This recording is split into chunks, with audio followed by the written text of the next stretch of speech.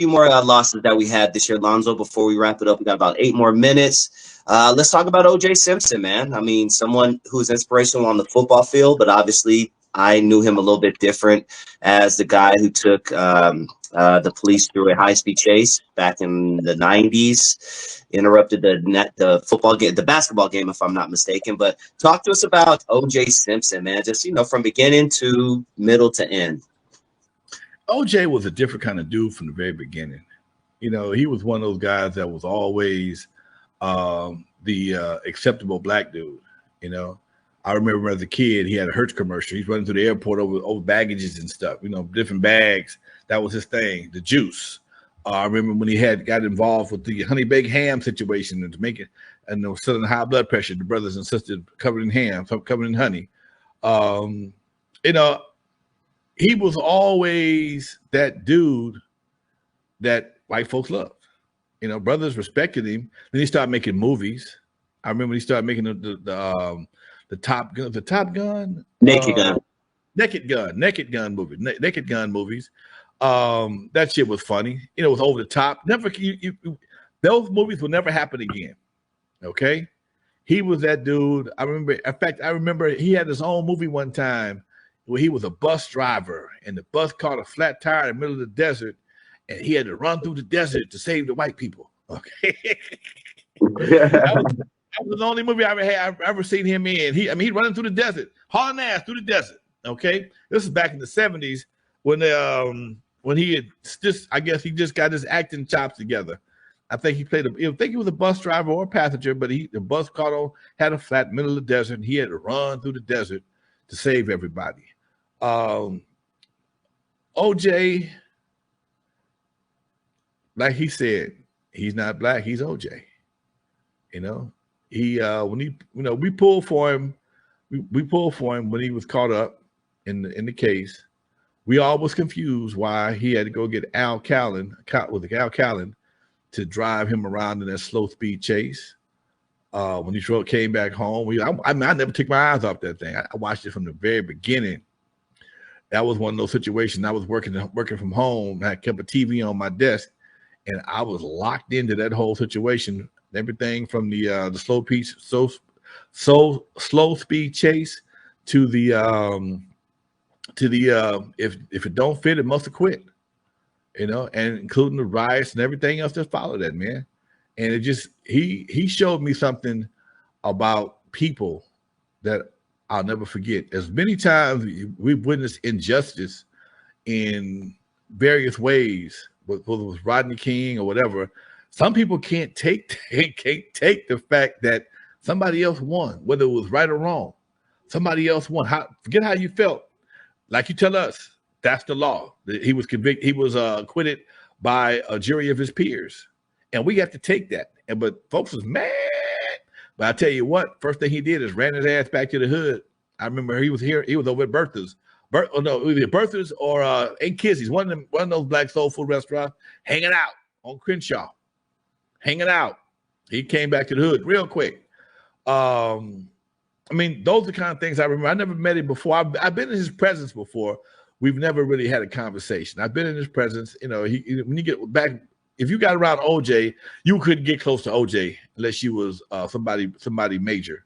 He didn't have a lot of up and coming people around him at that time. He was pretty much, that's in the days of wide world of sports.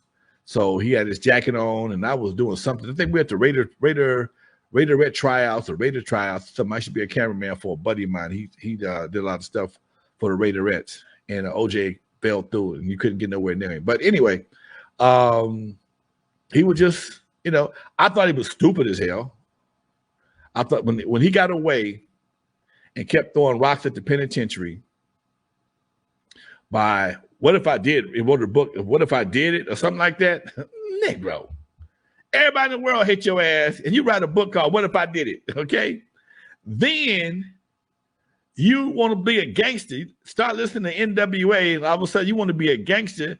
You're going to grab a rusty ass gun, go upstairs into a Las Vegas hotel room and recover some of your shit that somebody else got hold to. What you going to do? Just punk him out of it?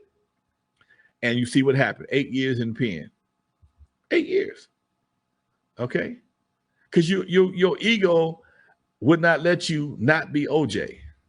The fact that you got away with, you got accused and got away with double murder was not good enough. You had to go try another way to prove your man. I don't prove whatever you wanted to prove, but it wasn't worth it.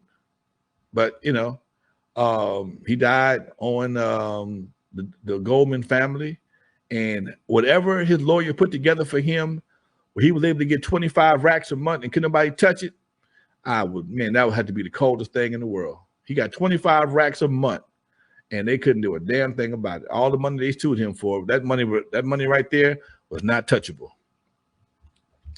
I need some of that in my life. Man, Lonzo, that flew by. We got a couple more minutes, and I want to do something a little bit differently, being that it's the end of 2024, going into 2025. But can you give some advice out there to people out there entering 2025? I don't know, something that you may have learned this year, something that you may have learned in the past that you would like to spread out to our audience out there. Can you drop some game and advice, Alonzo style, to the people out there who support our show? You know, somebody told me something the other day, and when he said it to me, it rang so many bells. And it simply was this right here. If you're not at the table, you're on the menu. If you're not at the table, you're on the menu.